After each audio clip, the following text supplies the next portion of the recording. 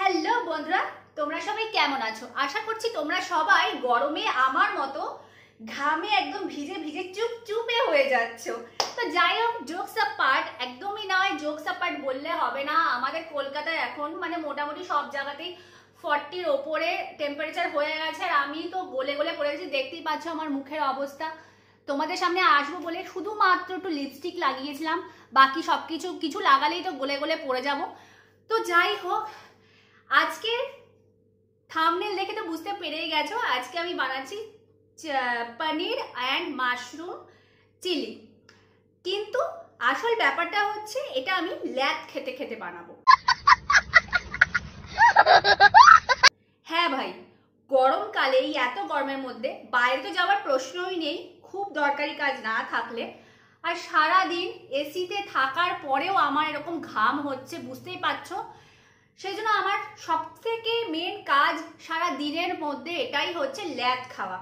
সকালবেলা ঘুম থেকে উঠে ল্যাদ খাচ্ছি, দুপুরবেলা খেয়ে দিয়ে উঠে ল্যাদ খাচ্ছি, এই তোমাদের সাথে কথা বলছি একটু বাদেও আমি ল্যাদই খাবো। তো তোমরাও কি আমার মতো ল্যাদ খেতে ভালোবাসো? ভালোবাসো ইয়া না বাসো সেটা পরের কথা।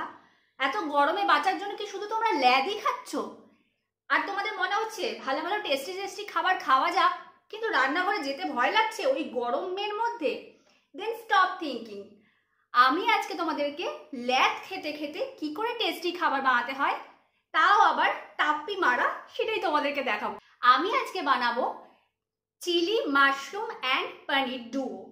এই নামটা আমারই সংস্করণ, আমি বানিয়ে ফেলেছি এই নামটা। কি আর করবো, ল্যাদ খেতে খেতে মাঝে মাঝে একটুখানি বুদ্ধিটাকেও তো অ্যাপ্লাই করতে হয়, তাই না? আরে কেনা কে চাতে হো। তো বন্ধুরা দেখো, এখানে আমি 200 গ্রাম পনির আর প্রায় 200 গ্রাম মতো মাশরুম নিয়ে নিয়েছি। এবার এটাকে ম্যারিনেট করব। তো তার জন্য এখানে দিয়ে দিচ্ছি সামান্য পরিমাণে নুন, দিয়ে দিচ্ছি ময়দা, আর দেবো কর্নস্টার্চ।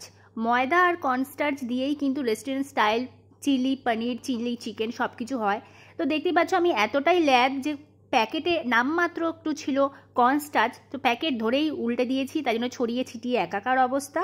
তো দেখতেই পাচ্ছ এবার আমি এখানে দিয়ে দেব গোলমরিচ, যেটা ছাড়া চিলি পনির বা চিলির কোনো আইটেমই সম্ভবপর হয় না। তো যাই হোক, এবার দিয়ে দিচ্ছি একটা ডিম। ডিম দিয়ে এবার ভালো করে হাত দিয়ে চটকে চটকে এটাকে আমি মাখিয়ে নেব। কিন্তু মনে রাখতে হবে চটকাতে গিয়ে আবার পনিরটা যেন চটকে মাখা সন্দেশ না হয়ে যায়। তো দেখতেই পাচ্ছ আমি এখানে ধীরে ধীরে মাখিয়ে নিচ্ছি। এবার দিয়ে দেবো সামান্য একটু জল, কারণ ডিমের মধ্যে যেহেতু ময়েশ্চারটা থাকে জল অনেক সময় লাগে না, বাট এক্ষেত্রে আমি একটু কোটিংটা মোটা রেখেছি, সেই জন্য একটুখানি জলের দরকার হলো। তো আমি এবার এখানে এটা ভালো করে মাখিয়ে দিচ্ছি। দেখতেই পাচ্ছ এটা বেশ ভালো করে কোটেড হয়ে গেছে। এবার এটাকে রেখে দেব জাস্ট 5 থেকে 10 মিনিটের জন্য। তো দেখতেই পাচ্ছ এখানে আমি একটা কড়াইয়ের মধ্যে একটু বেশি করে সাদা তেল নিয়ে নিয়েছি। সেটা ভালো করে গরম হয়ে যাওয়ার পর এখানে পনিরগুলো দিয়ে দিচ্ছি। আমি ফার্স্টে পনিরগুলো ভেজে নেব যাতে পনিরগুলো ভেঙে না যায়। তো একবারে সব পনির দিতে পারিনি, তাই জন্য 2-3টে স্টেপ করে আমি পনিরগুলো বা মাশরুমগুলো ভেজে নেব। তো দেখতেই পাচ্ছ এগুলো পনিরগুলো দিয়ে দিয়েছি। এবার এগুলোকে পুরো গোল্ডেন ব্রাউন করে আমি ভেজে নিচ্ছি। দেখো এইভাবে গোল্ডেন ব্রাউন করে এক লট ভেজে তুলে ফেলেছি, এইখানে রয়েছে, আর এটা সেকেন্ড লটের ভাজা চলছে। ঠিক এইভাবে আমি মাশরুমগুলোকেও দুবারে ভেজে নিচ্ছি, এক লটের ভাজা হয়ে যায়। আর মাশরুম ভাজা খেতে কিন্তু দারুণ লাগে বন্ধুরা, একবার ট্রাই করে দেখো তোমরা। তো এখন সেই কড়াইয়ের মধ্যে একটুখানি তেল আমি তুলে নিয়েছি, আর বাকি তেলের মধ্যে দিয়ে দিচ্ছি এই বাটা মশলা। হ্যাঁ বন্ধুরা, এটাই আমার ল্যাদ খেয়ে খেয়ে রান্না করার সিক্রেট ইনগ্রিডিয়েন্টস। এখানে আছে পেঁয়াজ, আদা, রসুন, কাঁচা লঙ্কা বাটা। কাঁচা লঙ্কাটা আমি একটু লাল পাকা লঙ্কা দিয়েছিলাম যাতে একটু রেডিশ হয় ব্যাপারটা।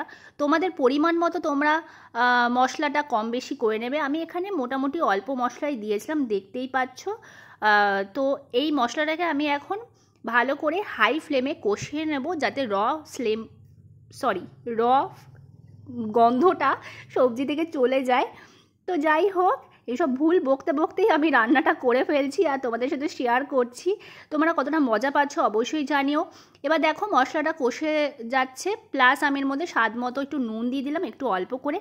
এরপর এখানে ডাইস করে রাখা, ডাইস না, একটু বড় করে কেটে রাখা পেঁয়াজ আর ক্যাপসিকাম দিয়ে দিয়েছি, যেমন চিলি পনিরে হয়। আর এগুলোকে একটু টেন্ডার হতে দেব, যাতে পুরোটা নরম হয়ে যাবে না, একটু জুসি অ্যান্ড টেন্ডার থাকবে সবজিগুলো সেই রকম। এবার এখানে আমি 1.5 কাপ মতো জল দিয়ে দিচ্ছি। এটা আমি খুব গ্রেভি মানে খুব টাইট গ্রেভি রাখছি না, মোটামুটি গ্রেভি রাখছি। তো সেই জন্য জল দিয়ে আমি ভালো করে এটাকে ফুটতে দেবো মশলাটাকে, যাতে পুরো ব্যাপারটাই ভালো করে। তো এরপর এর মধ্যে দিয়ে দেবো ওই টমেটো সসের মিক্সচারটা। এর মধ্যে আছে 2 চামচ টমেটো সস, 2 চামচ সয়া সস আর 1 চামচ গ্রিন চিলি সস। আমার বাড়িতে ভাই গ্রিন চিলি সস ছিল, আমি ওই দিয়েই মেরে নিলাম রান্নাটা।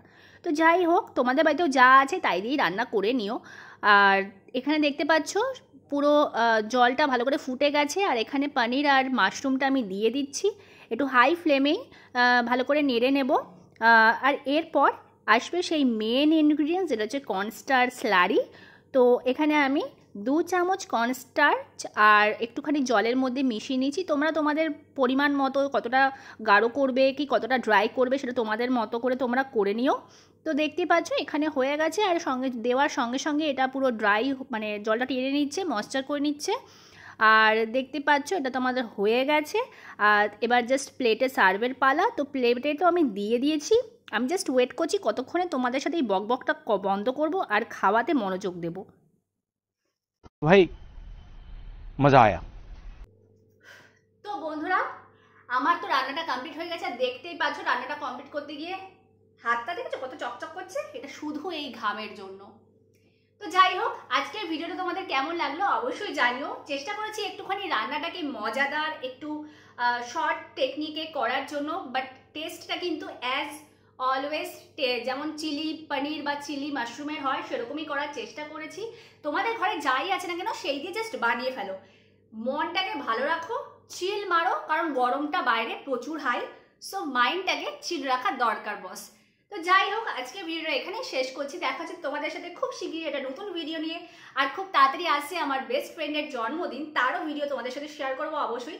ততক্ষণ ভালো থেকো, সুস্থ থেকো, গরমে যতটা পেরো কম বেরাও, দরকারি কাজ না থাকলে। তো বন্ধুরা, love you all, bye, good night.